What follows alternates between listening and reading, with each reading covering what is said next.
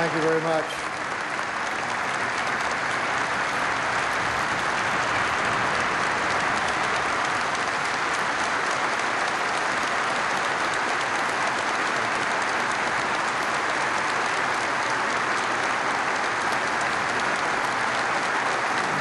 Thank you very much.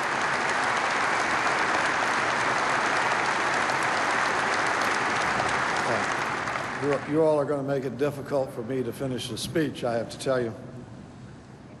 As you know, our university community, indeed the entire nation and people from many other nations, come together to mourn and to grieve, all the while hoping that we'll awaken from what is a horrible nightmare. In the last day, I've expressed my horror and shock, but there are really no words that truly express the depth of sadness that we feel. In fact, words are very weak symbols of our true emotions at times such as this.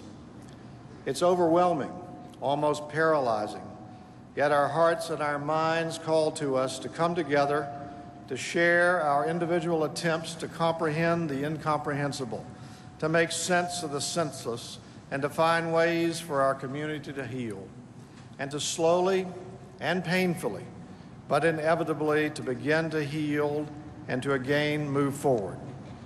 We are very grateful that we do not have to travel this path alone, and we're grateful for all who have attended and joined us today.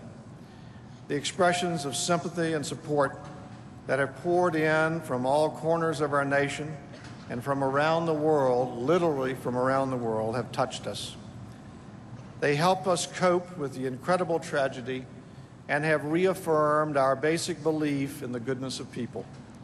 We want to thank all the members of the local, state, and federal law enforcement agencies, especially the Virginia Tech Police, the Blacksburg Police, the Virginia State Police, and all the emergency responders who rush to our aid, who continue to monitor our campus, and who have the additional horror of investigating this catastrophe. We cannot thank them enough for their bravery and for their assistance. We are extremely grateful that you here in the audience today have come to help us and to help each other. We are thankful for our students and their friends and family who've offered solace and comfort to one another. In fact, the Student Government Association and the student body have organized a candlelight vigil for tonight that will take place in the drill field near the War Memorial at 8 p.m. As I've mentioned previously, but I want to emphasize, there is counseling available for all members of the university community. Counseling for students is available at the McComas Center and for faculty and staff at Squires in the Brush Mountain Room.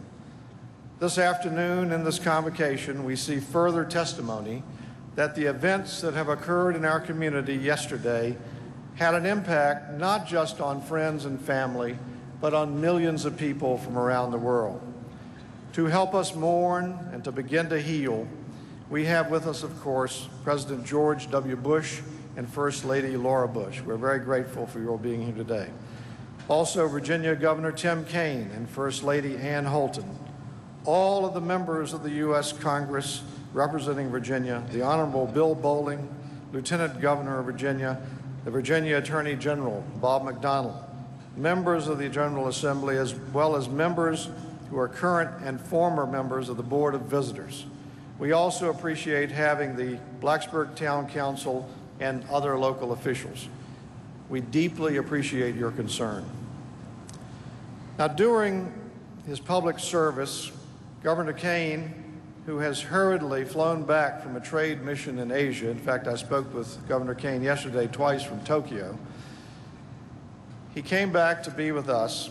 He's focused on strong values and expanding opportunities for families. Earlier in his life, he served as a missionary and a teacher in a small village in Honduras, utilizing the twin forces of faith and education to help people. As you know, Governor Kaine has offered us whatever additional resources are needed to help cope with and heal from the pain we carry with us today. Ladies and gentlemen, please join me in welcoming the 70th Governor of the Commonwealth of Virginia, Governor Tim Kaine.